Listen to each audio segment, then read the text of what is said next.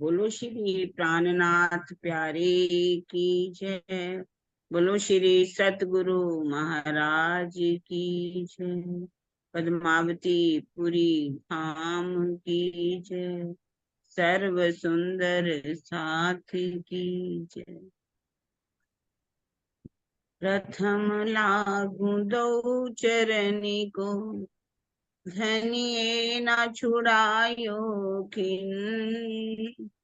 लाख तली लालेड़िया, मेरे जीव के ही जीवन। इन पांव तले पड़ी रहूं, धनी नजरे खोलो बातन। पलना वालू निरीखूं नेत्रे, मेरे जीव के यही जीवन। मेरे जीव के यही जीवन। बोलो श्री प्राणनाथ प्यारे की। हाँ जी सुंदर साथ जी, पहले कोई लेना वाणी गायन वगैरह? हाँ जी, नीरू है? नरेश जी बोल रहे हैं दीदी। ठीक है ठीक। हाँ जी, हमारे बीच में नरेश जी हैं, वो अपना वाणी गायन रखेंगे। नरेश जी प्रणाम जी। प्रणाम जी। सब सुंदर साथ के चरणों में प्रणाम जी। अभी अभी जैसे धाम का ही हम वर्णन सुन रहे थे किरण दीदी से, तो उसी पे आधारित है थोड़ा। चलो चलो रे साथ, अपन जइए धाम। चलो चलो रे साथ, अपन जइए धाम।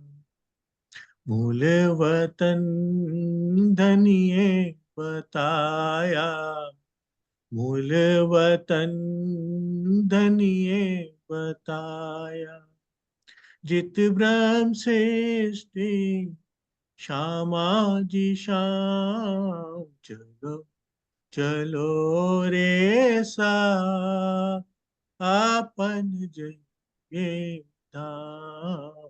चलो चलो रे साथ, अपन जइए धाम। मोहल मंदिर अपने देखिए, मोहल मंदिर अपने देखिए। देखिए खेलन के सब ठोर, जित है लीला श्याम क्षमा जी। जित है लीला श्याम क्षमा जी। साथ जी बिना नहीं कोई और। चलो चलो रे साथ, अपन जइए धाम। चलो चलो रे साथ, अपन जइए धाम। रेत से जमुना जी तालाब, रेत से जमुना जी तालाब।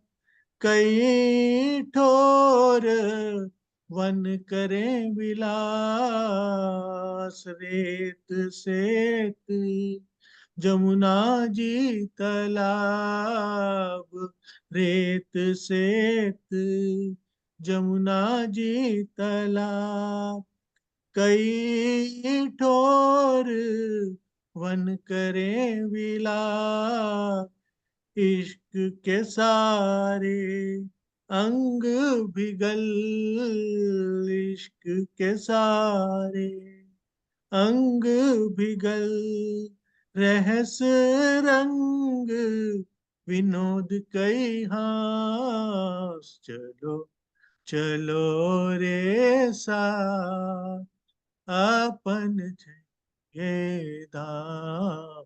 चलो चलो रे साथ अपन जइए धाम।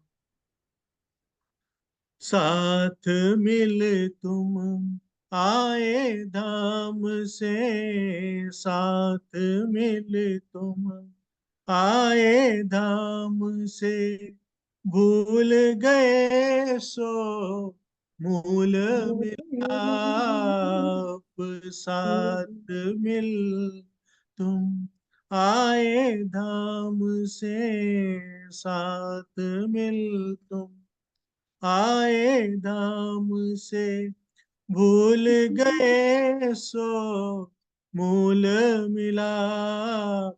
भूली दाम धनी के वचन, भूलिया धाम धनी वचन, ना कछु सुध रही जो आप। चलो चलो रे साथ अपन जइए धाम। चलो चलो रे साथ अपन जइए धाम।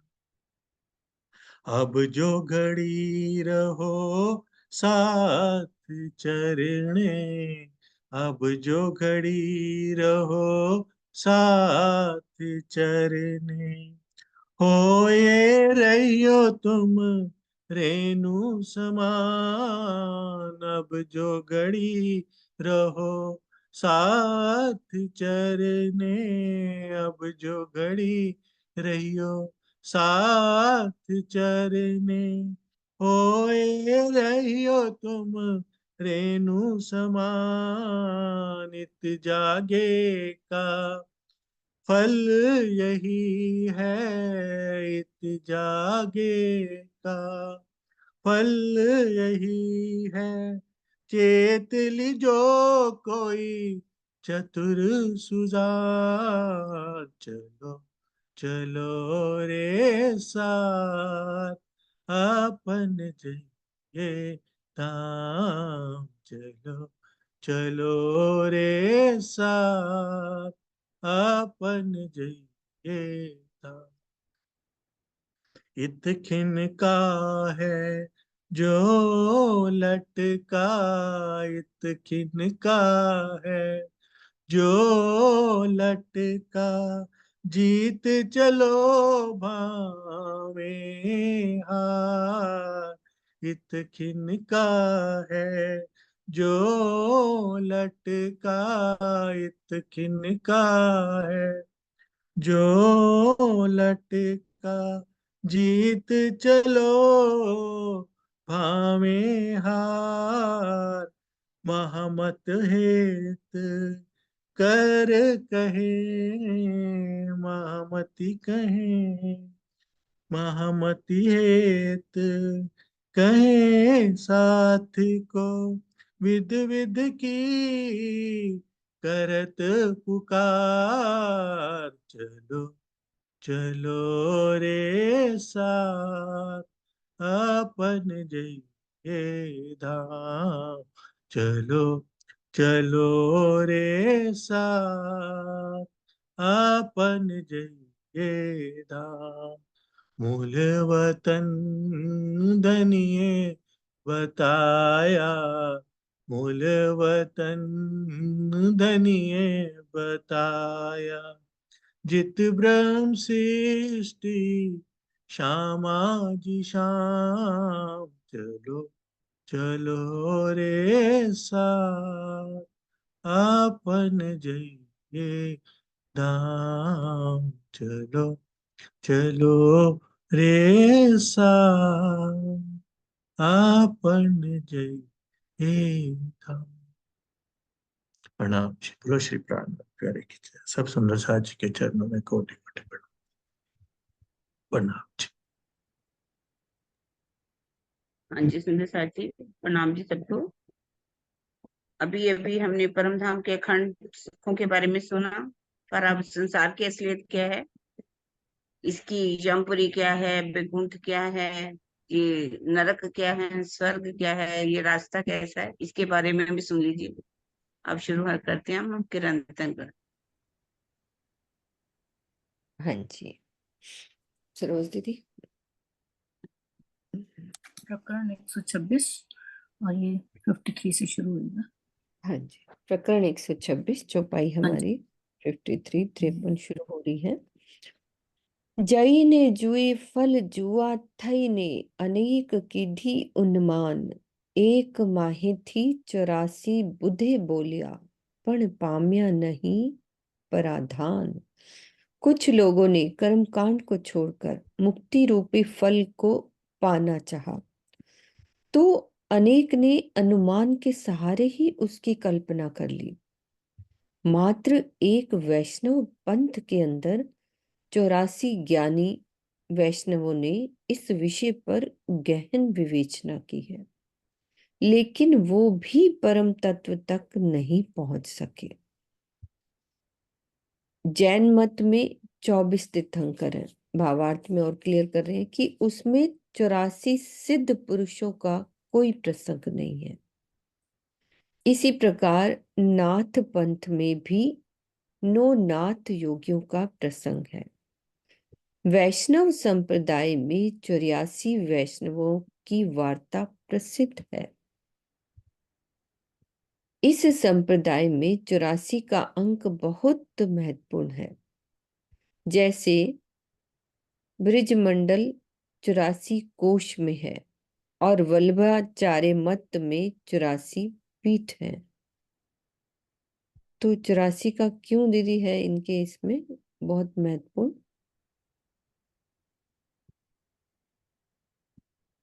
है दीदी? 84 जी। का क्यों है? एक माहिती 84 का क्यों है मतलब?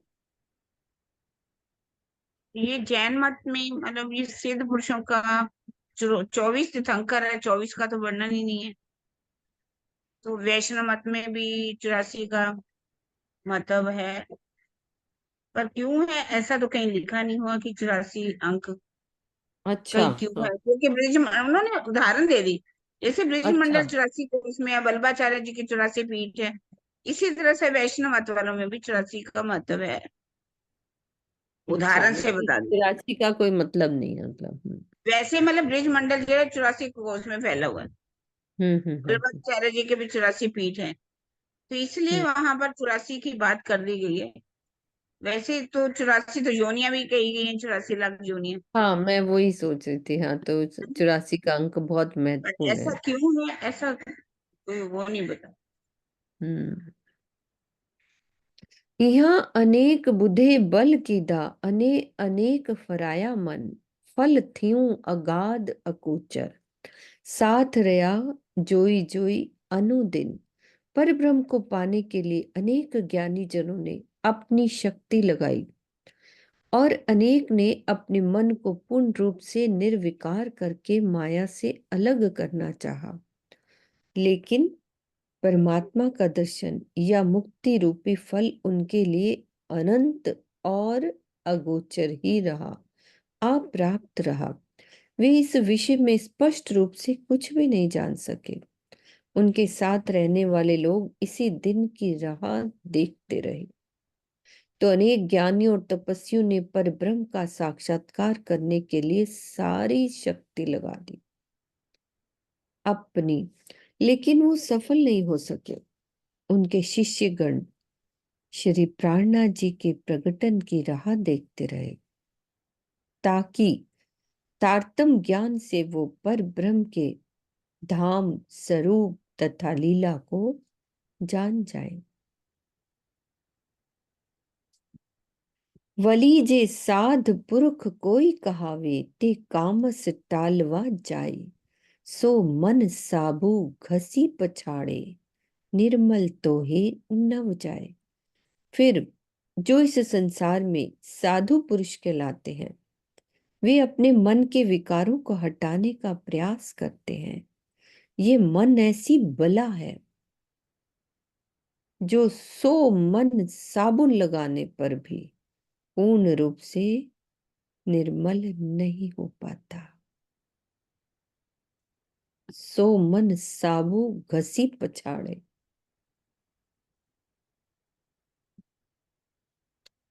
सोमन साबुन घिसना एक मुहावरा है जिसका अर्थ होता है निर्मल होने के लिए बहुत अधिक प्रयास करना। कर्मकांड और नवधा भक्ति के संस्कारों में फंसकर चाहे कितना भी प्रयास क्यों न किया जाए, मन कदापि स्वच्छ नहीं हो सकता। सोरे वरसनी जटा बंधाणी ते कीम छोड़ी जाए, अंत काल सुरझावा बैठा लई कांक सी हाथ माए। 100 वर्ष तक बालों की जटा बढ़ाने के बाद उससे ऐसा लगाव हो जाता है कि उसका त्याग करना कठिन होता है। अंत में उसको सुलझाने के लिए हाथ में कंघी का सहारा लेना ही पड़ता है। हे कर्म ना बंद जोरावर, छूटे नहीं केणी पर, बलिया बल करी करी था क्या, निगमिया अवसर। तो कर्मों का बंधन बहुत बलवान है, ये किसी भी प्रकार से छूटता नहीं। ज्ञान और भक्ति के क्षेत्र के बड़े बड़े महारथी वीर भी सारा प्रयास करके थक गए, किंतु वे भी कर्मों का बंधन नहीं टाल सके। उन्होंने अपना ये अनमोल अवसर गवा दिया। बिना ब्रह्म साक्षात्कार के किसी भी साधन से कर्मों का बंधन नहीं टाला जा सकता। यह कथन मुंडक उपनिषद के में स्पष्ट रूप से वर्णित है। क्षयन्ते चास्य कर्माणि, बंद छोड़े जई आकार ना, मोटी मत धनी जे कहावे, पण बंद बंधाना जे आरोपी, तेता दृष्टि कहनी न आवे।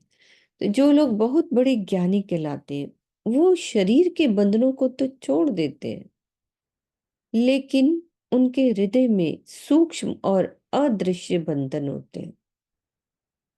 वो ना तो किसी को आंखों से दिखाई देते हैं और ना ही कहने में आते हैं। तो इस चुपई में उन विरक्त लोगों की ओर संकेत किया गया है जो कि बचपन में ही संन्यास धारण करके पूर्ण वैराग्यवान बन जाते हैं। वे धर्म शास्त्रों के प्रकांड विद्वान होते हैं। लोग उन्हें माया से मुक्त आत्मदृष्टा विद्वान और अपना आदर्श मानते हैं, किंतु वास्तविकता ये होती है कि इस प्रकार की महान विभूतियां भी ब्रह्म साक्षात्कार से वंचित रह गई होती हैं। उनके हृदय में भी अति सूक्ष्म रूप से माया का प्रवेश होता है, जो लोकेशना और दारिशना अर्थात शिष्यों की संख्या बढ़ाने की आसक्ति के रूप में छिपी रहती है। एक कवि ने ठीक ही कहा है कि मोटी माया सब तजे, झीनी तजी न जाए, है ना।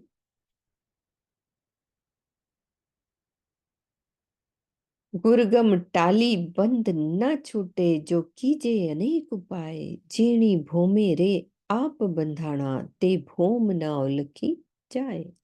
भले ही कोई कितने भी उपाय क्यों ना कर ले, लेकिन बिना गुरु कृपा के माया के बंधन नहीं छूटते। माया के जिस बंधन में वो बंधा होता है उसकी पहचान बिना सदगुरु के कृपा के नहीं हो सकती। तो इस चौपाई में लौकिक गुरु, कान में मंत्र फूंकने वाले गुरु और शास्त्रों का शब्द ज्ञान देने वाले गुरु का कोई प्रसंग नहीं है, बल्कि उस सदगुरु का वर्णन किया है जो क्षर व अक्षर से परे अक्षरातीत पर ब्रह्म की पहचान कराए। उस गुरु की बात है, वो सतगुरु की बात है। आप न उलखे बंद न सूझे, करम तणी जे जाली, खोलता खोलता जे गुरगम पाम्यो, तो ते नाखे बंद वाली। तो कर्मों की जाली ऐसी विकट है कि उसमें ना तो स्वयं की और ना माया के बंधनों की पहचान हो पाती है। सदगुरु की खोज करते करते जब उनकी कृपा प्राप्त होती है तो माया के बलशाली बंधन कट जाते हैं। केम औघरिया आगे जीव जेणे हता कर्म ना जाल, गुरगम जारे जिहने आवी ते छूटिया तत्काल। जो जीव कर्मों के बंधन में था उनका उद्धार कैसे हुआ? जीव को जैसे ही सदगुरु की कृपा प्राप्त हुई तो वो उसी समय कर्मों के बंधन से मुक्त हो गया। तो सदगुरु कृपा का क्या तात्पर्य है? बाह्य रूप से उनका निकटस्थ होना नहीं है, बल्कि मतलब हम बाहर रूप से कह रहे हैं कि हम सदगुरु के साथ रहें, ये कोई कृपा नहीं है, बल्कि उनके तारतम ज्ञान द्वारा सर्वप्रथम अक्षरातीत के धाम, स्वरूप तथा लीला का सम्यक बोध होना है। इसके पश्चात सदगुरु की अंत प्रेरणा रूपी कृपा, पहले तो ज्ञान हो गया, फिर उसके बाद क्या होती है? हृदय में विरह की ऐसी अग्नि पैदा कर दे सदगुरु की कृपा से, जिसमें विषय विकार भस्मीभूत हो जाए तथा जीव और आत्मा दोनों ही जागृत हो जाए। ज्ञान, प्रेम और विरह के अभाव में कोई भी कृपा वास्तविक कृपा नहीं है। बिहारी जी पुत्र होते हुए भी सदगुरु धनी श्री देवचंद्र जी के कृपा पात्र नहीं बन सके थे।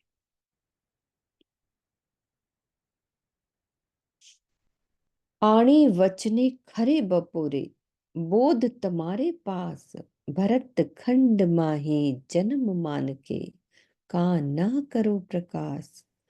क्या कह रहे हैं? तुम्हें भरत खंड में उत्तम मानव तन मिला है, सौभाग्यवश तुम्हें ऐसे सदगुरु की समीपता भी प्राप्त है, जिनका ज्ञान तपती दोपहरी के प्रकाश के समान है। उनके संशय रहित वचनों से अपने हृदय में सच्चे ज्ञान का प्रकाश क्यों नहीं भर लेते हो?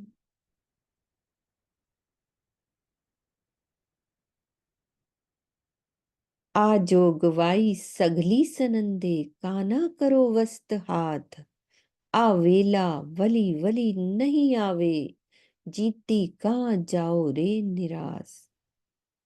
तुम्हें सभी प्रकार के साधन, हमें कौन कौन से साधन मिले?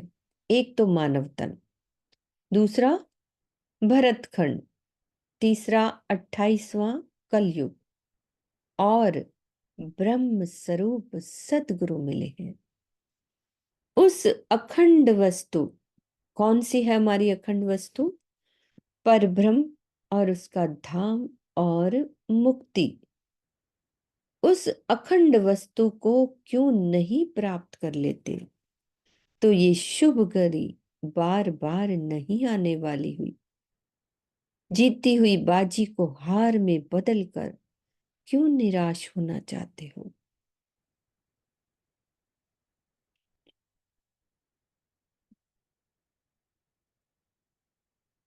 तमे जैन महेश्वरी सहुए सुनजो, आदे धर्म छे एक, रिखब देव चलिया पछी मार्ग, वह जाना विवेक। जैन और महेश्वर पंथ के अनुयायियों, आप सभी मेरी एक बात सुनिए। प्रारंभ में तो एक ही धर्म था। ऋषभ देव के निर्माण प्राप्ति, देह त्याग के पश्चात ये पंथ टुकड़ों टुकड़ों में बट गया। परम सत्य ही धर्म है, जो सृष्टि के पूर्व भी था और महाप्रलय के पश्चात भी रहेगा। जिसने धर्म रूपी अनंत सागर में से सत्य की मणियों को जितना आत्मसात किया, उससे उनके मत या पंथ का प्रकटन हुआ। इस प्रकार सभी मत पंथों का मूल एक ही शाश्वत सत्य है, जिसे धर्म कहते हैं। धर्म वस्तुतः एक है, किंतु मत पंथ अनेक है। शिव के उपासकों को महेश्वरी कहते हैं। जैनियों और शैवों को विरोध को देखते हुए इस चौपाई में धर्म के नाम पर होने वाली लड़ाइयों को मिटाकर वास्तविकता का आभास कराया गया है।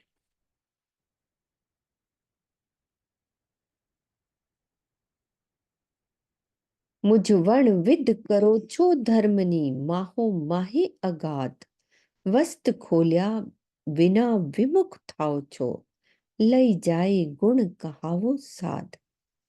धर्म की बात कर रहे हैं कि धर्म के संबंध में अपने संकीर्ण विचारों के कारण ही तुम आपस में बहुत अधिक लड़ रहे हो। जैन और शिव महेश्वरी के बारे में बात कर रहे हैं कि शाश्वत सत्य को न जानने के कारण ही तुम धर्म के वास्तविक स्वरूप से विमुख हो गए हो। इतना भटकाव होने पर भी तुम स्वयं को साधु कहलवाते हो। जीव चंडाल कठन एवो कोरड़ू, का रे करो छो हत्यारो, वृथा जन्म करो का साधो, आवो रे अकार का मारो। जीव तो स्वभाव से ही चंडाल, कठिन और खागड़ू है। तुम इसकी हत्या करने का काम क्यों कर रहे हो? हे साधु जनों, अपने इस शरीर को मारकर इस जन्म को निरर्थक क्यों खो रहे हो? इस चौपाई में जीव और शरीर की हत्या की जो बात कही है ना, वो काव्यगत सौंदर्य है। गीता के कथन में नैनम छिदन्ति शास्त्राणी के आधार पर जीव की हत्या होनी संभव ही नहीं है। हत्या किसकी होती है? शरीर की होती है। उसे ही जीव हत्या की संज्ञा दे दी जाती है।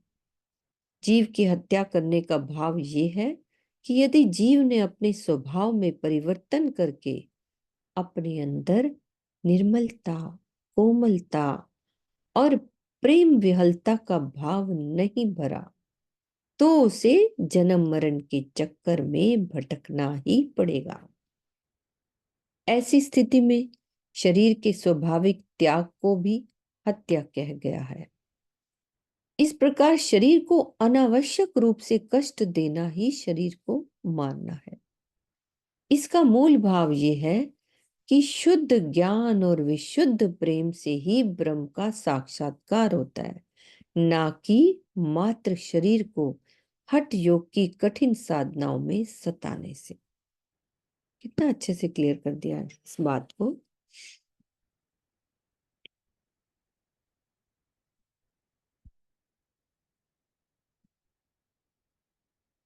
लाख 84 हत्या बेस से एवो आ जन्म तमारो, बीजी हत्यानो पार न थी, जो ते तमे नहीं संभारो।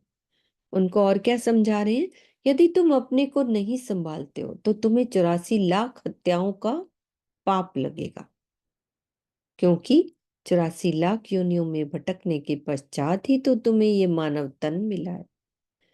इन योनियों में भटकते हुए तुमने जो दूसरी हत्याएं की हैं, उनकी तो कोई सीमा ही नहीं है।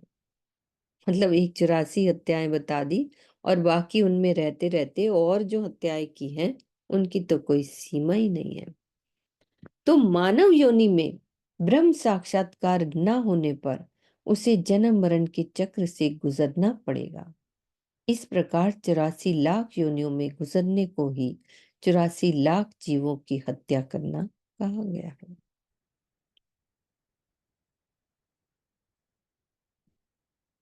तो दीदी, जैसे हमें ब्रह्म ज्ञान मिला है, अब ब्रह्म साक्षात्कार में क्या क्या आ जाता है? मतलब साक्षात्कार तो जैसे होता है ना कि पर ब्रह्म के दर्शन कर लेना। तो वाणी का ज्ञान तो हमें मिला ही है, सब कुछ मिला है। ब्रह्म का साक्षात्कार भी तो होना चाहिए ना, धनी का दीदार भी तो होना चाहिए, पर हमारी सुरता मोल मिलावे में पहुंचनी चाहिए, उसको कहते नीचे। हैं ब्रह्म साक्षात्कार। हम्म। यदि नहीं होता तो भी कहते कि जन्म मरण के चक्कर में गुजरना पड़ सकता है। इसी कह रहे हैं कि लाख योनियों में गुजरने को ही 84 लाख जीवों की हत्या करना कहा गया है।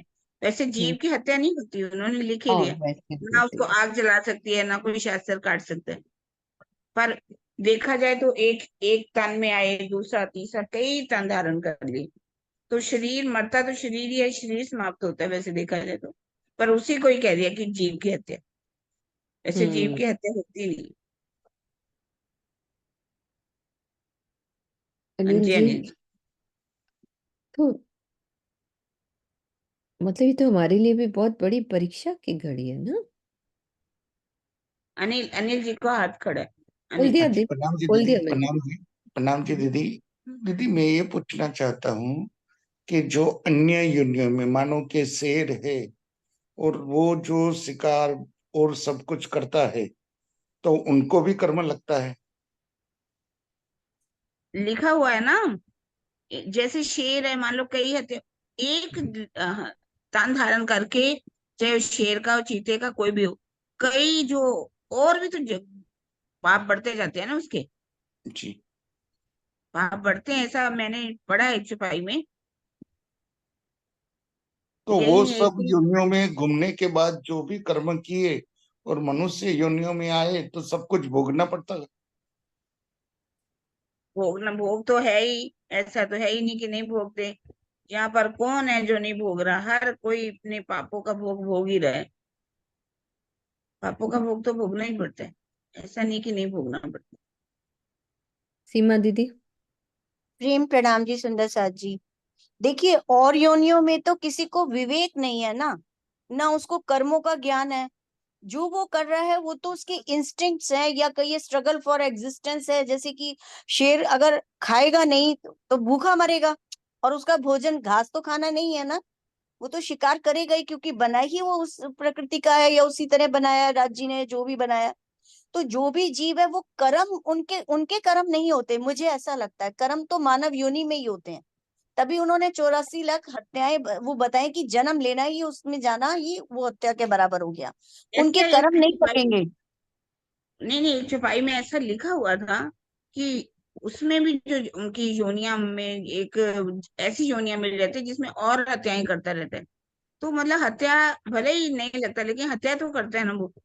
उसकी योनि तो निकलती नहीं है, उससे छूट नहीं पाता वो। अगर वो चाहे भी उस योनि से छूटना, तो नहीं, योनि से उसको फिर वही योनि मिलेगी, फिर योनि मिलेगी। वो तो उसके कर्म, जो कर्मों का जो होता है, वो हमेशा मेरे को तो लगता है कि वो मानव योनि में ही कर्मों का कर्म करने का वो होता है कुछ प्रावधान। क्योंकि अलग अलग योनि में मेरे ख्याल से ये प्रावधान नहीं है। हाँ, ये उसके जीव का है कि अगर जीव निर्मल है तो वो निर्मलता से पेश आएगा। जैसे हम कई जीवों को भी देखते हैं तो बहुत एग्रेसिव होते हैं, कुछ बड़े बड़े अच्छे से मतलब बिहेव करते हैं हर किसी के साथ। तो शायद उनके वो जीवों के ऊपर जो उनके ऊपर कर्म अंदर जो संचित है, उसी हिसाब से वो कार्य भी करते हैं। आपकी बात बिल्कुल ठीक है इसमें, पर मैंने एक चौपाई पढ़ी थी जिसमें मैं बच्चों को पढ़ा रही थी, तो उसमें ऐसा लिखा हुआ था कि उसमें भी उसको जब योनि मिलती है तो उसमें भी वो कितने ही कर्म कर देते हैं, वो कई हत्याएं कर देते हैं। ऐसा लिखा हुआ था, फिर मैं हुआ तो ये मैं दिखाऊंगी। हाँ, हाँ पर जी क्योंकि दीदी, आप विवेक नहीं सफाई होता बोल ना रहे उनमें, हैं। बुद्धि और विवेक, जमीर, ये सब चीजें नहीं होती हैं उनके अंदर। हाँ जी, हाँ एक बारी कन्नू भाई, हाँ जी। या प्रणाम जी, प्रणाम जी।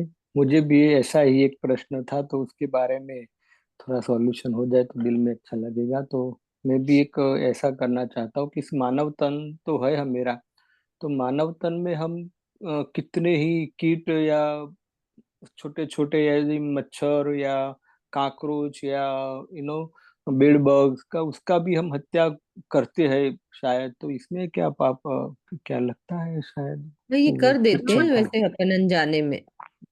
कन्नू भाई अनजाने ऐसा में है नहीं, कि जानबूझ के करते हैं ना हत्या। तो वो उसको को कुछ आ ये गया, जो कोई बिच्छू आ गया तो हम उसको झटक के उसका हत्या कर देते हैं। तो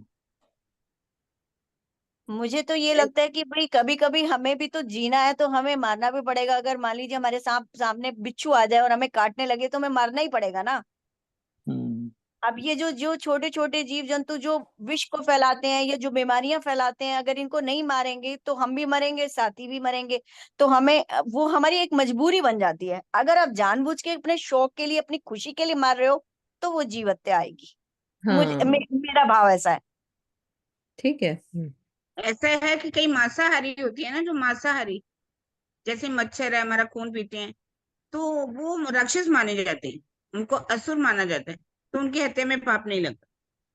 ओ ओके ओके ओके, और बहुत हम अच्छा। ऐसे भी नहीं मारते हैं, प्रणाम जी। उसको पकड़ के ऐसे मार दें जैसे उसको खून निकाल दें। हम कोशिश करेंगे कि वो बाहर निकल जाए, ऑल आउट लगा लेंगे, किसी और तरीके से हिट डाल देंगे। मतलब अगर भगाना है तो हम उसको एंजॉय नहीं करते उनको मारना। तो ये हमारा जमीर, हम्म, हमारा विवेक है। बिल्कुल।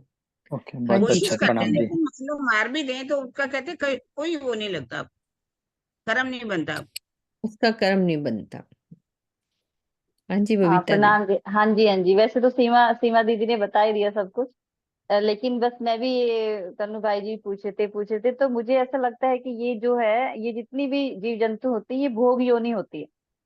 भोग योनि होती है, कर्म योनि नहीं है ये। मतलब इसमें कर्मों का कोई कुछ नहीं होता यहाँ पे। ये भोग भोगने के लिए ये योनियां मिलती हैं सारी, कि जो भी हमने किया है उसे भोगने के लिए। और मनुष्य योनि होती है वो कर्म योनि होती है, यानी कर्म से हम आगे को मुक्त भी हो सकते हैं, उसमें हम और फंस भी सकते हैं। क्योंकि मनुष्य योनि में हमारे पास विवेक और बुद्धि होती है। बुद्धि हाँ, जीव में भी होती है, लेकिन उसमें विवेक नहीं होता।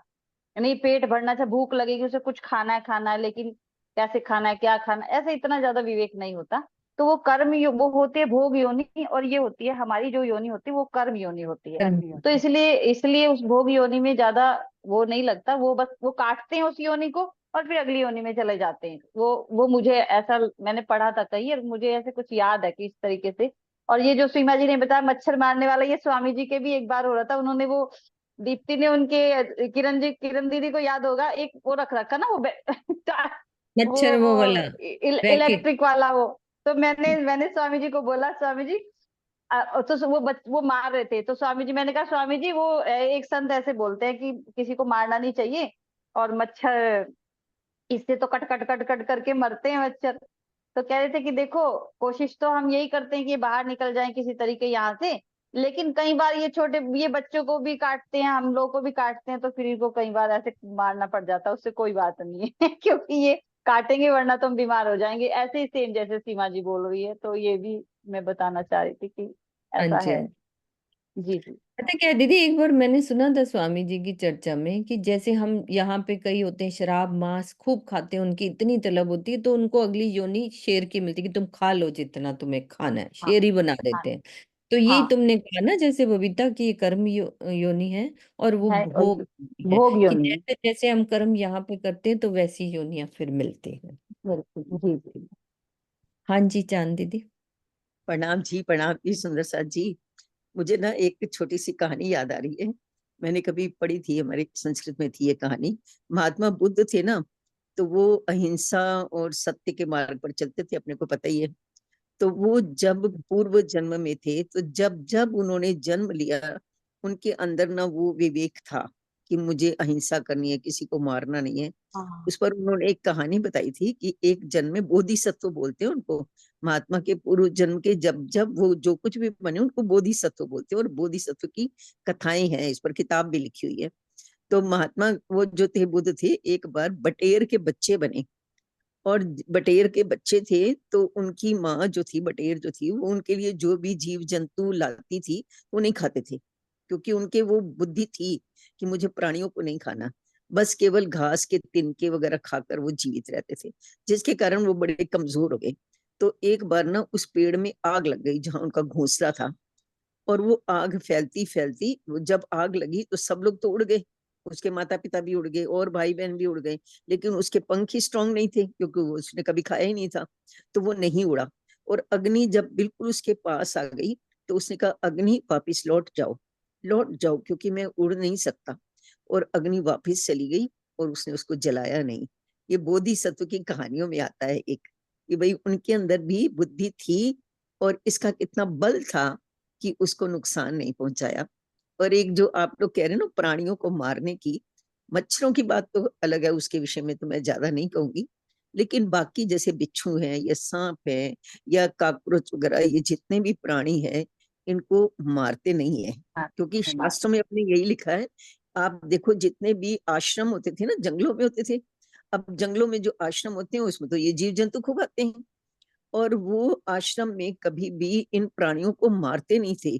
इसलिए आश्रम में हिरण भी आकर के यूं बैठ जाता था मुनि के पास कि जैसे कि उसको पता होता कि ये मेरी शेल्टर है, कोई नुकसान नहीं पहुंचाएगा।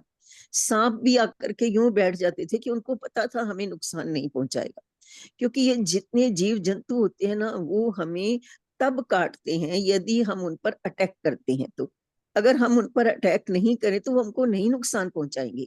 पर मनुष्य तो उनको देख करके ही, मुझे सांप दिख गया, वहां सांप है, उसके पीछे पड़ जाएंगे, उसको मार के ही दम लेंगे।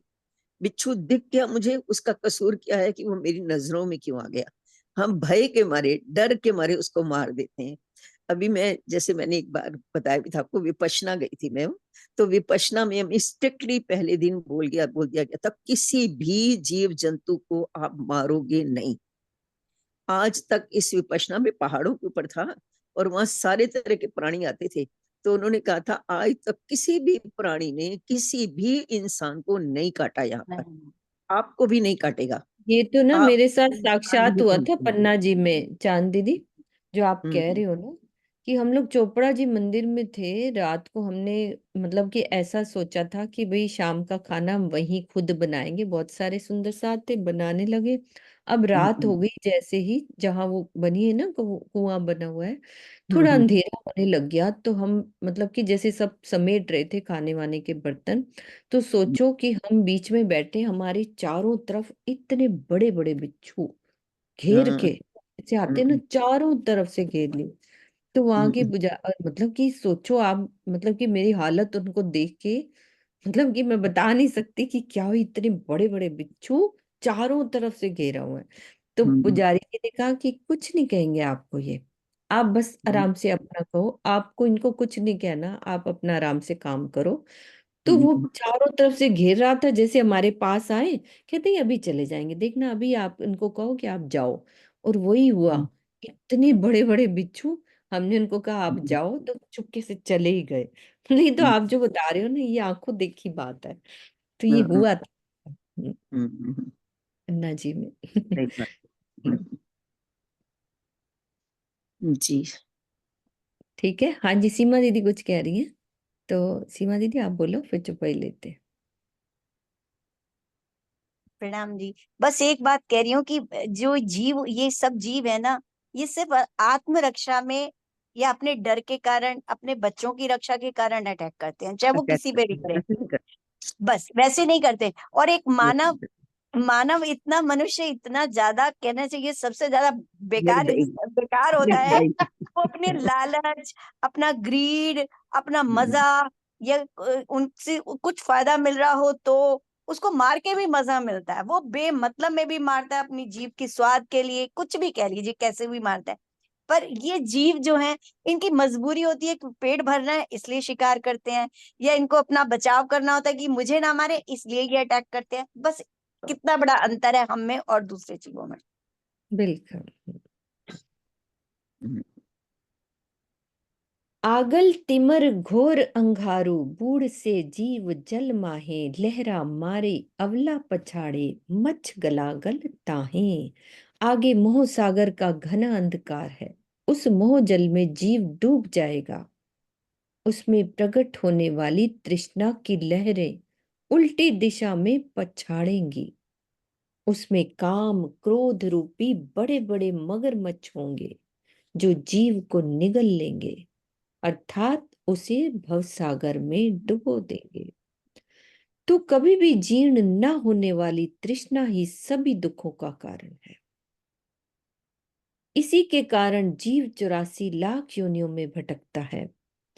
काम क्रोध लोभ मोह मत्सर और अहंकार रूपी घड़ियाल जीव को पतन की गर्त में ढकेल देते हैं।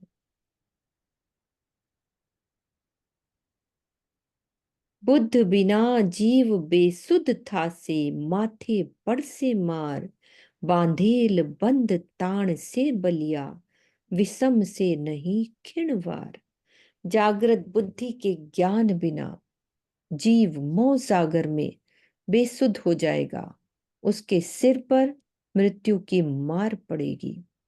अपने ही बांधे हुए शक्तिशाली बंधनों से वो माया में खिंचता जाएगा, उसे क्षण भर के लिए भी शांति नहीं मिलेगी। ए दुस्तरनो किया किया है छे नहीं आवे, कल कल सो कर सो पुकार। त्रास पामी ने जीव का ना जगवो, आ विस्मु घणु संसार। कठिनता से पार की जाने वाली इस माया में कभी भी शांति मिलने वाली नहीं है। इस माया में फंसकर तुम विलख विलख कर रोओगे। ऐसे भयानक कष्टों को जानकर भी तुम अपने जीव को क्यों नहीं जगा लेते हो? ये संसार बहुत कठिन है, अर्थात रहने योग्य ही नहीं है। दिस एके नहीं सूझे सागर माहे, भव सागर जमजाल। अनेक वार तड़फर सो मरसो, तो हे नहीं मुके काल। ये भवसागर मृत्यु का बंधन है। इससे बाहर निकलने के लिए जीव को कहीं भी कोई रास्ता नहीं दिखाई पड़ता। अनेक बार तुम तड़प तड़प कर मरोगे, फिर भी तुम्हें मृत्यु से छुटकारा नहीं मिलेगा। त्यारे तेवा माही सुशोध थासे, आज आव्यो अवसर। त्यारे तेवा माहे सुशोध थासे, आज आयो अवसर। साध पुरख तमे जो जो संभारी, बीजी नथी छूटवा पर। ऐसी स्थिति में भला परमात्मा की खोज क्या होगी? इस समय तुम्हें सुनहरा अवसर मिला है। हे साधु पुरुषों, यदि आप विचार करके देखो तो ये स्पष्ट होगा कि तारतम्य ज्ञान के बिना भवसागर से पार होने का कोई भी दूसरा मार्ग नहीं है। गुरगम टाली ए गांठ न छूटे, केम न थाय रे नरम। माहेली कामस के में न जाए, जो कीजे अनेक श्रम। बिना सदगुरु की कृपा के माया की गांठ ही नहीं खुलने वाली। किसी भी प्रकार से ये थोड़ी ढीली भी नहीं हो सकती। केम न थाय रे नरम, चाहे तुम कितने ही प्रयास क्यों ना कर लो, लेकिन अंदर का मैल किसी भी प्रकार से नहीं जा सकता। तो बाह्य शरीर को जल आदि से स्वच्छ किया जाता है। आंतरिक अंगों यानी कि फेफड़ा, यकृत, रक्त वाहिनी, नाड़ियों को प्राणायाम आदि से स्वच्छ किया जा सकता है। किंतु जो हमारा कारण शरीर है, जिसमें चित्त मन को कैसे शुद्ध किया जाए? चित्त में जन्म जन्मांतरों की वासनाओं के संस्कार भरे हैं। उन्हें हटाने के लिए यदि कोई अष्टांग योग का आश्रय ले तो चित्त के निर्विकार होने के पश्चात निर्बीज समाधि की ही प्राप्ति होगी। किंतु परम गुहा में प्रविष्ट हुए बिना ब्रह्म का साक्षात्कार नहीं होगा। सारी वो बता दी, इससे ये होगा, उसके बाद ये, फिर ये। वो कह रहे हैं कि ब्रह्म का साक्षात्कार नहीं होगा, और परम गुहा में प्रविष्ट होने के लिए क्या चाहिए? सतगुरु की कृपा चाहिए, उनका प्रेम चाहिए, और समर्पण की गहन स्थिति में पहुंचना अनिवार्य है। निर्बीज समाधि से भी निराकार से परे बेहद या परम धाम की अनुभूति नहीं हो सकती। इतनी बड़ी समाधि के बाद भी फिर क्या कह रहे हैं? अक्षर ब्रह्म की पंच वासनाओं के ज्ञान का आधार लेकर योग माया के ब्रह्मांड की अनुभूति तो की जा सकती है, किंतु परम धाम की नहीं। तो ऐसी स्थिति में यही कहना पड़ता है कि तारतम्य ज्ञान का आश्रय लिए बिना पूर्ण रूप से निर्मल होना और पर ब्रह्म का साक्षात्कार करना असंभव है। तो एक चौपाई बोल दो निर्मल होने की वाणी की। कौन सी चौपाई याद आ रही है? बोलो सीमा दीदी। अंदर नाही निर्मल, फिर पैर नहावे बाहर, कोट करो बंदगी। मतलब पूरी मुझे चौपाई नहीं आती, बस छोटा सा चरण ही आता है। हाँ, मतलब अपनी वाणी में निर्मल होने के लिए क्या उपाय बताएं? जी प्रणाम जी। अंदर को निर्मल निष्दिन करना, प्रेम से। निस दिन गइये प्रेम सो प्रेम सो श्री युगल स्वरूप के स्वरूप चरण, के चरण। निर्मल होना याही सो और धाम वर्णन। तो यही उपाय है, और कितना भी कुछ कर लो, यदि हम परम धाम के ध्यान में, राज्य के युगल स्वरूप के ध्यान में बैठेंगे, तभी निर्मल हो सकते हैं, और कोई उपाय ही नहीं है। एक और बहुत अच्छी चौपाई है, हाँ जी दीदी। पाक न होइए पानी, चाहिए अर्श का जल, नहाइए हक जमाल में, तब हुए निर्मल। जिसको जो भी याद आ रही है निर्मल की, वो चुपई बोलो, क्योंकि बोल दिया ना, वाणी से निर्मल, तारतम ज्ञान से निर्मल। हाँ जी कृष्णा दीदी। कृष्णा दीदी खोलो। हाँ प्रणाम जी दीदी, प्रणाम जी। जी। आ गई आवाज? आ रही है, बिल्कुल आ रही। और भाई मेरे वैष्णव कहियो वाको जाकी निर्मला, तो नीच कर्म के निकट न जावे। और आगे आगे को नहीं आता रखा है। हाँ, प्रणाम अनिल, जी, प्रणाम जी दीदी। प्रणाम जी। प्रणाम जी दीदी, प्रणाम जी सुंदर साथ जी। जो पहली ही जो पंक्ति में आया सदगुरु, तो दुनिया में तो सदगुरु सब लोग मानते हैं, तो लेकिन बिना तारतम ज्ञान के तो ये सब कुछ तो मिलने वाला ही नहीं। तो ये लोग तो भव के फेरे में ही पड़ घूमते रहेंगे। बिल्कुल भैया। वाणी में ये तो लोग कहते, जब तक सच्चा सद्गुण नहीं मिलता, पारब्रह्म का साक्षात्कार नहीं होता, तो आपका ये बंधन नहीं समाप्त हो सकता। गांठ खुलने ही वाली नहीं है, और ढीली की मान तो की गांठ बात ही नहीं खुले, छोड़ो, ढीली भी नहीं पड़ेगी। भी नहीं हो सकती। ये कितनी प्यारी बात कही है ना, कि और तो ढीली भी नहीं होएगी। तो हम कितने भाग्यवान है कि हमें सदगुरु मिले, तारतम वाणी मिली, मानव तन मिला, 28वां कलयुग मिला, है ना। कितने भाग्यवान है हम।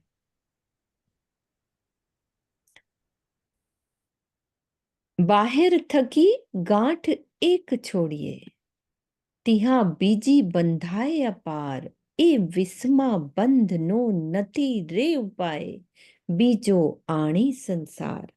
बाहर से जब एक गांठ खोली जाती है, तो कर्म बंधन की दूसरी कई और गांठें बन जाती हैं। तो इस संसार में कर्मों के कठिन बंधनों से छूटने के लिए सद्गुरु कृपा के अतिरिक्त अन्य कोई भी दूसरा उपाय नहीं है। तो सद्गुरु कौन है? सद्गुरु की चुपई भी बोल दो, हमारी वाणी में क्या क्या आई है। अनिल भैया। पहले एक चौपाई बताओ, फिर एक प्रश्न है। ठीक है। सदगुरु मेरे श्याम जी, अहरनिश चरणे रहो, सन्मंत मेरा यही सो। फिर चौथा चरण याद नहीं आ रहा। सन्मंद मेरा यही सो, मैं ताथे सदा सुख ले, साथे सदा सत सुख लो। जी दीदी। और ये एक प्रश्न यहाँ आया, जो सदगुरु बताया हमने, तो हमारे समाज में ही सबको सदगुरु कहते हैं, तो वो भी तारतम ज्ञान है। तो वो भी तारतम ज्ञान के हिसाब से सदगुरु तो है, लेकिन पूर्ण पहचान नहीं है और पूर्ण ज्ञान भी नहीं है, तो उनको भी अंधकार में ही रहेंगे। प्रणाम जी दीदी। दीदी बताओ। हाँ जी किरण दीदी, आप पर क्वेश्चन है, पर ये अंडरस्टूड है। ऐसा ना, 4 प्रकार के वैसे ही सदगुरु कहे गए हैं, है ना। एक तो हमारे मूल सदगुरु हो गए, जब भी बोला हमें। और दूसरे प्रकार के सदगुरु हैं, जो जैसे अवेश रूप श्री प्राणनाथ जी और धनी देवचंद्र जी, ये सदगुरु हैं हमारे। एक जोश रूप सदगुरु हैं, जितने भी परमहंस हुए हैं उनको भी सदगुरु कहा गया। जी और एक ऐसे होते हैं सदगुरु जो बैठ जाते हैं बन के सदगुरु, आज करे शिशकेरी, आप डूबे और उनको डुबाए। मतलब कहने का कि जो ट्रस्ट की अपनी प्रतिष्ठा पाने के लिए जहाँ पैसे के बल से सदगुरु बन जाते हैं, ऐसे सदगुरु की बात की गई है कि वो सदगुरु जो है हमारे कर्मों के बंधन को समाप्त नहीं कर सकते, क्योंकि उन्होंने खुद ही सदगुरु उसका पारब्रह्म का साक्षात्कार नहीं किया, तो वो हमें कहाँ से पार करा देंगे। इसलिए कहते हैं सदगुरु तो वही होना चाहिए, सदगुरु साधो वाको गई जो अगम की देवे गम, इन उल्टी से उल्टा हद है के बेहद बेहद हद सबो, बेहद। हाँ सबो समझावे माने मन के भरम, सदगुरु साधो व्याकु के ये जो अलग की देवे लख, इन उल्टी से उल्टाई के पिया प्रेम में करे सन, कई छुपाई हैं। सही है, ऐसे सदगुरु को करना चाहिए जो हमें पूरी पहचान दे, इस बिल्कुल। अगम की गम करा दे, निराकार की पहचान करके हमारी सुरता को आगे ले जाए। ऐसे सदगुरु को मानना चाहिए, जिन्होंने खुद साक्षात्कार किया, वही तो हमारी आत्मा को साक्षात्कार करा सकते हैं ना। बिल्कुल। अगर हम दूसरे ऐसे ही सदगुरु बना बना के सबको ही तारतम ले लेते हैं और बैठ जाते हैं सदगुरु बना करके, वो खुद ही नहीं पार हुए तो हमें कहाँ से पार करा देंगे। जी हाँ जी, चंद्रकांता बहन दीदी आप बोलो। प्रणाम जी, प्रणाम जी। हमारे धर्म के अंदर जो सदगुरु की व्याख्या की गई है वो है संप्रदाय पद्धति के अंदर तो सदगुरु ब्रह्मानंद है। हमारे जो सदगुरु है वो ब्रह्मानंद के जो ब्रह्म का आनंद लेने वही हमारे सदगुरु है। हाँ वो चुपाई बोल रहे हो ना, सदगुरु वो ब्रह्मानंद। नहीं, वो अपनी पद्धति है ना उसकी छुपाई बोलने, सदगुरु ब्रह्मानंद हाँ हाँ तू इसी की ही जो है अक्षर, उसकी बात कर रहे हैं। की बात कर वो रहे हैं। पारब्रह्म के बारे में ही है ना कि सदगुरु कौन है, हमारे पारब्रह्म जो अनंत का स्वरूप है, आनंद देने वाले हैं, उनको पारब्रह्म सदगुरु कहा गया। दीदी आपने ये आज अच्छा बताया कि 4 प्रकार के सदगुरु, एक जोश स्वरूपी है ना, ये आज आपने अच्छे से समझा दिया। हाँ जी विजय दीदी। नहीं वो नहीं, हम जब भी चौपाई ये निजानंद पद्धति हमेशा बताती हूँ मैं तो, सुना हो तब बात। दीदी हाँ एक हाँ बार दोबारा बताना जरा, एक मिनट नहीं नहीं, मतलब हमें आज ऐसे अच्छे से समझ में आया दीदी, बताते तो मैं आप होगे। हाँ मैं वही एक कह रही हूँ, तो मेरे को जरा ये भी नेट कि वो का है सदगुरु प्रॉब्लम। जो मूल स्वरूप हमारे सदगुरु मेरे श्याम जी में एनएस चरनेरो है ना, संबंध मेरा यही सो में ताथे सदा शुक्लम। और दूसरे हमारे धनी सदगुरु धनी देवचंद्र जी अवेश जिनके अंदर आया, और श्री प्राणनाथ जी अवेश रूप। ठीक है, ये 2 प्रकार के हो गए। तीसरे प्रकार के जितने भी परमहंस हुए हैं, जिन्होंने जो स्वरूप, जिन्होंने अक्षरती धामधनी का साक्षात्कार किया उन्होंने, तो वो हमारे सदगुरु हैं। और चौथी प्रकार का मैंने बता ही दिया है कि जो बैठे होते हैं गद्दी पर बैठ जाते हैं, उनको खुद आता जाता है नहीं, 4 चपाइयां याद करके बन जाते हैं महाराज, गली गली बिच जाके कहते कोई ते तारतम ले लो।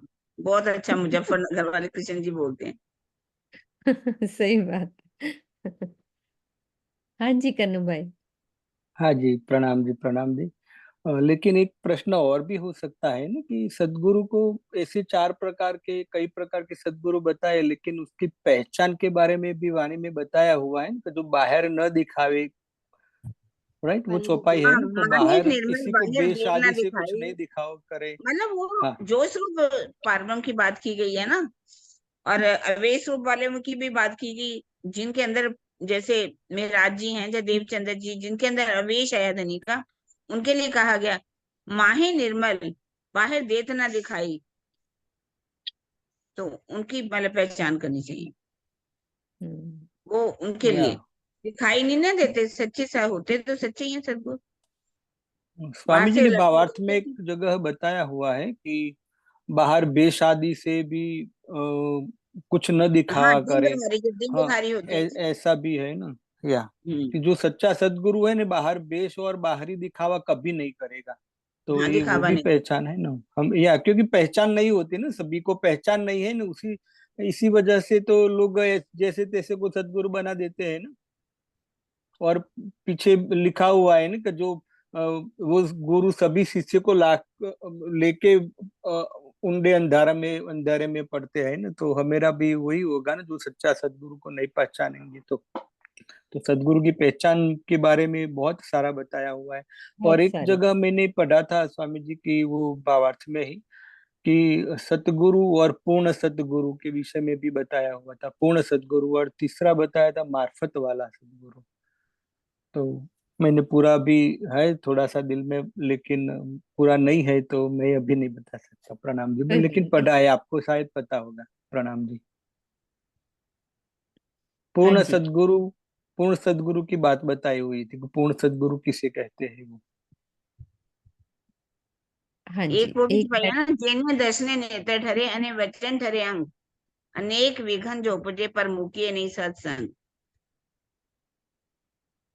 हाँ हम्म। जी सीमा। हाँ जी, आप नीरू दीदी, आप चुपाई बोल दो, आपने लिखी है, आप बोल दो। सतगुरु सोई जो वतन बतावे, मोह माया और आप, पार पुरुष जो परखावे, श्री महामती तासों की जो मिलाप।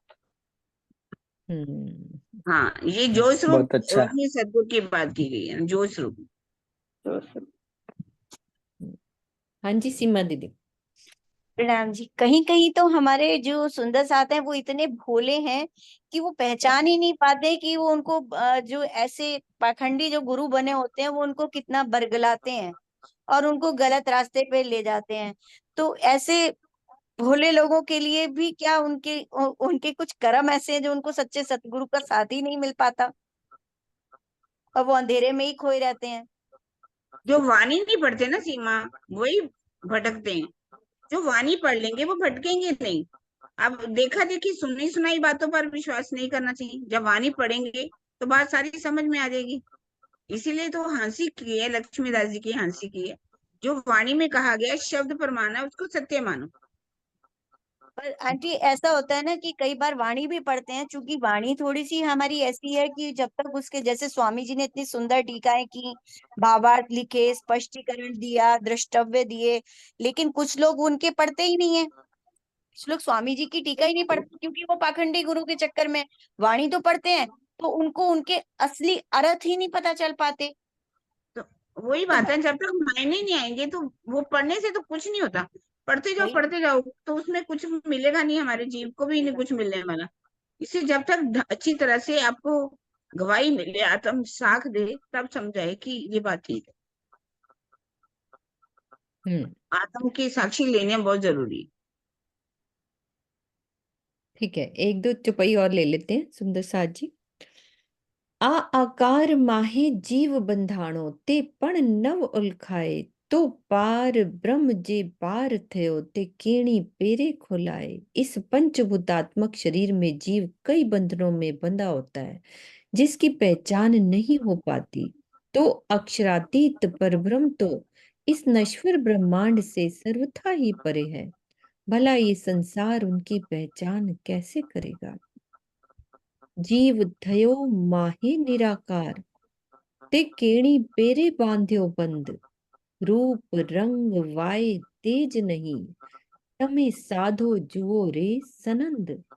जीव निराकार के अंदर प्रकट हुआ है, अर्थात आदि नारायण की चेतना का प्रतिभास है। उसका रूप रंग वायु तेज के समान भी नहीं है, अग्नि के समान भी नहीं है। हे साधुजनों, आप इस रहस्य को देखिए कि ऐसा जीव किस प्रकार बंदरों में बंध गया।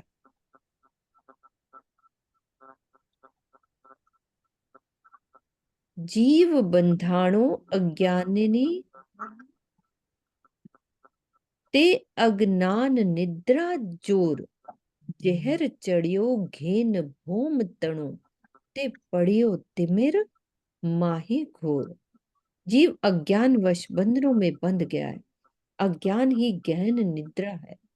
जिसको इस मायावी जगत का जहर ज्यादा चढ़ जाता है, वो अज्ञानता के घने अंधकार में फंस जाता है।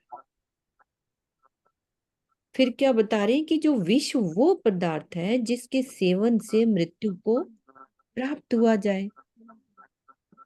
कोई आवाज आ रही है मुझे, एक मिनट। किरण दीदी आपके यहाँ से नहीं आ रही, एक मिनट, अब ठीक है। मायावी सुखों की तृष्णा कौन सी? शब्द, स्पर्श, रूप, रस, गंध आदि विषय, काम, क्रोध, लोभ, मोह, मद तथा ईर्ष्या आदि षड विकार सभी विष के अंतर्गत आते हैं। इसका आंशिक या पूर्ण रूप से भोग या चिंतन भी विष तुल्य है, जो जीव को जन्म चक्र मरण के चक्र में भटकाए रखता है। तो ये जिसमें तृष्णा, शब्द, स्पर्श, रूप, रस, गंध आदि विषय, जिसमें काम, क्रोध, लोभ, मोह, मद और ईर्ष्या, ये सभी विकार है, चाहे आंशिक हो, थोड़े हो या पूर्ण रूप, उनका चिंतन भी विष तुल्य है। आणे अकारे जो नव छूटो तो छूट सो कहीं पर, साधो साधनी संगत कर जो खिण खिण जाए अवसर। हे साधुजनों, इस मानव तन को पाने के पश्चात भी यदि माया के बंधनों से नहीं छूटे तो भला कब छूटेंगे? इस सुनहरे अवसर का एक एक क्षण बीतता जा रहा है।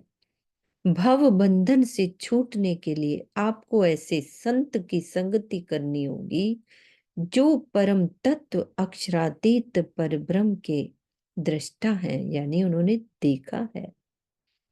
तो इस चौपाई में साधु शब्द 2 बार आया, किंतु उनके भावों में गहन अंतर है। साधो साधनी संगत कर जो,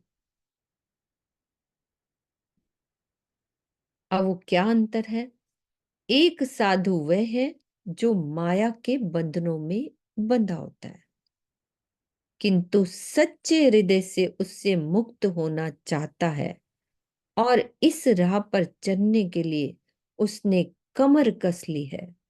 तो दूसरा साधु संत वो व्यक्ति है जो अपने हृदय धाम में प्रीतम अक्षरातीत को बसाकर माया जने समस्त बंधनों को काट चुका है और वह इस संसार में रहते हुए भी नहीं रहता। तो ये 2 वर्णन आया है ना, कितना अच्छा स्वामी जी ने क्लियर करा।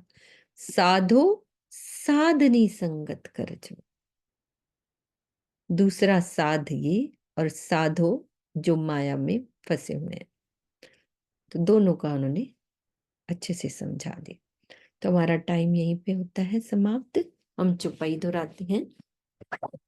आणे अकारे जो नव छूटो तो छूट सो के ही पर, साधो साधनी संगत कर जो खिण खिण जाए अवसर, खिण खिण जाए अवसर।